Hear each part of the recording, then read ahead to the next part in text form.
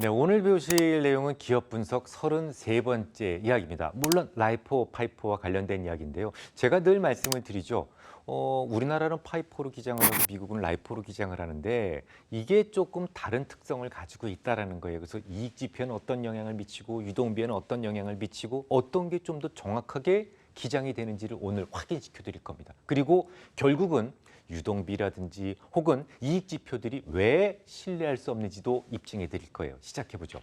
자, 라이포와 파이포가 몇 가지 지표들에게 어떤 영향을 미치는지를 쭉 한번 정리해 볼 건데요. 자, 일단 비용은 뭐가 더 정확하다고요? 라이포가 훨씬 더 크게 나타난다라고 말씀을 드렸어요. 그래서 라이포를 쓰는 회사는 세금도 덜 내지만 손익계산서는 라이포가 훨씬 더 정확하다. 이익과 관련된 지표는 라이포가 정확하다라고 말씀드렸어요. 우리나라는 파이포를 쓰죠. 자, 둘째, 재고자산은 파이포가 훨씬 더 크게 보이지만 재고자산에 대한 실질적 가치에 누가 더 높다? 파이포가 높다라고 말씀드렸습니다. 셋째, 운전자본은 파이포가 훨씬 더 크게 나타나게 되는데 이유는 굳이 설명이 필요 없죠? 뭐가 더 크게 나타납니까? 재고자산이 파이포가 훨씬 더 커 보이기 때문인데 그래서 우리나라 기업들은 재무적으로 미국 회사에 비해서 조금 더 안정적으로 보이게 하는 역할을 하죠. 네 번째, 현금 흐름은 라이포가 훨씬 더 좋게 나타납니다. 동일한 거래를 했다고 하더라도 단지 장부상의 이익을 작게 나오게 되기 때문에 그로 인해서 세금을 좀 덜 내게 된다면 회사 입장에서는 현금 앞으로가 작잖아요. 그래서 라이포가 더 현금 앞으로가 작고 그만큼 현금 흐름이 좋게 나타나게 됩니다. 자, 여기까지만 뭐 이해하셨다면 이제 좀 더 포괄적인 지표로 접근해 보도록 하겠습니다. 자, 제가 서두에 말씀을 드렸던 이 수익성 지표엔 어떤 영향을 미치게 될까요? 수익성을 표현해 주는 지표라면 뭐 매출 총이익이라든지 당기 순이익이라든지 뭐 이런 것들을 들 수 있는데 이런 것들은 파이포가 훨씬 더 커 보인다라고 말씀을 드렸어요. 하지만 비용에 대해서는 라이포가 훨씬 더 정확하다라고 말씀을 드렸었는데 우리나라 회사는 뭘 쓰고 있다고요? 파이포를 대부분 쓰고 있기 때문에 회사의 수익성 지표를 구하기 위해서는 그 파이포로 작성된 그 지표, 그 모든 재무제표를 라이포로 바꿔놓고 시작을 해야 돼요. 그럼 이렇게 질문을 하실 겁니다. 아니, 그걸 언제 다 바꾸고 봐요? 그러면 영업이익이나 이런 것들 다 틀리다는 얘기입니까? 틀려요. 그럴 능력이 없다면 모든 수익성과 관련된 지표들은 안 보고 안 쓰셔야 됩니다. 제가 기업 분석 첫 시간부터 강조드렸던 말씀 기억하십니까? 우리나라에서 유독 PER 뭐 이런 수익성 지표에 집착하고 계신데 이거 완전히 잘못된 접근이라고 말씀드렸어요.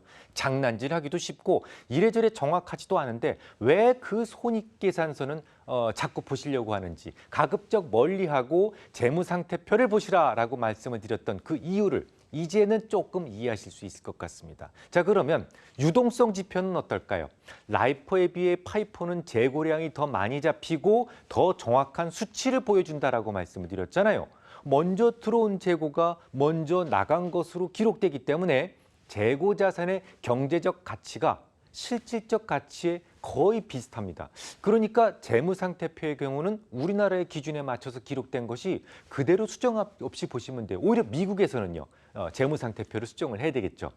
하지만 유동성 지표 중에서 유동비는 버리고 대신 당좌비를 보시라라는 말씀을 드렸어요. 왜? 유동비는 너무 조작이 쉽기 때문이죠.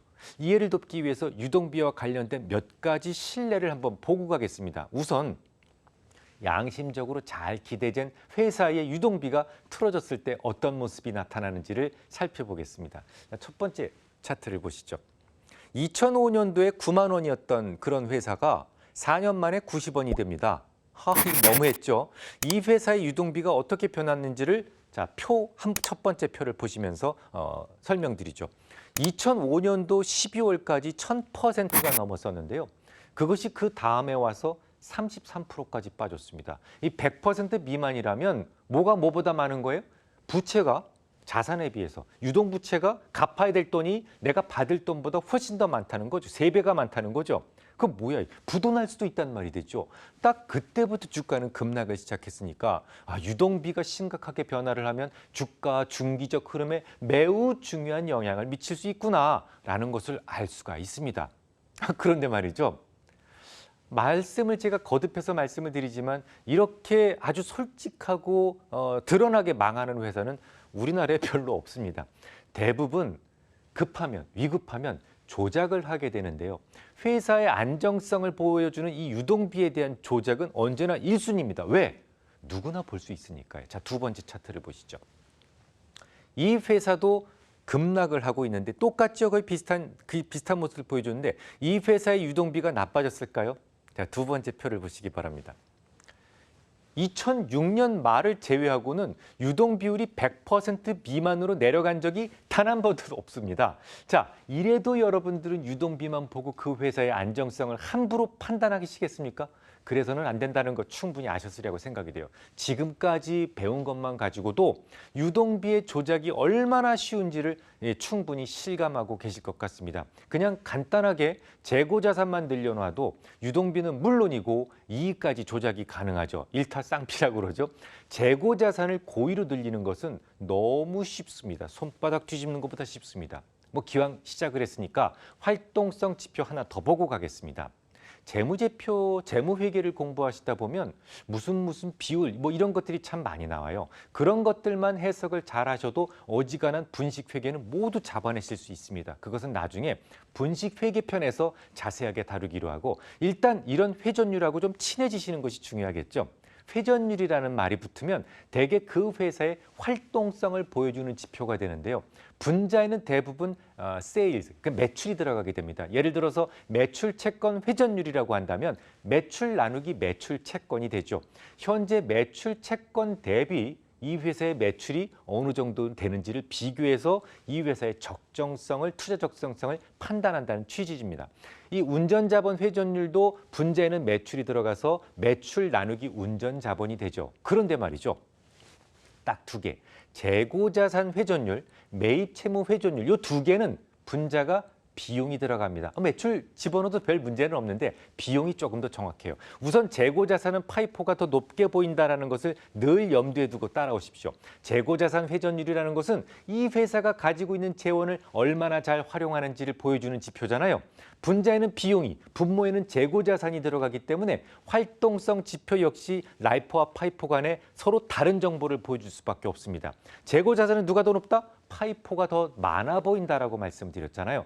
당연히 파이포가 활동성은 더 나쁘게 보일 겁니다. 위에 그러니까 분자에는 비용이 있는데 비용은 누가 더 정확한 정보를 준다고요? 라이포라고 말씀드렸습니다. 그러면 우리나라처럼 파이포를 쓰는 나라라면 재고자산 회전율을 구할 때는 분자에 있는 비용 라이포로 바꾸고 시작을 해야 되겠죠. 이런 절차가 어렵다면요. 각종 회전율 역시 아예 보지 않으시는 것이 좋습니다. HTS에 나와 있는 각종 회전율은 모두 다 파이포를 기준으로 대부분 작성되어 있는데 특히 원자재 가격의 급등이 예상되는 구간에서는 재고 관련해서는 모두 파이포가 맞겠지만 비용과 관련해서는 라이포로 바꾸어서 다시 구하지 않으면 무용지물이나 다름이 없기 때문이죠. 지금까지 배운 걸 간단하게 정리해보면 수익성과 유동성은 파이포가 훨씬 더 돋보이고 활동성은 라이포가 좀 더 돋보인다는 것을 알 수 있습니다. 다음 주에 뵙겠습니다.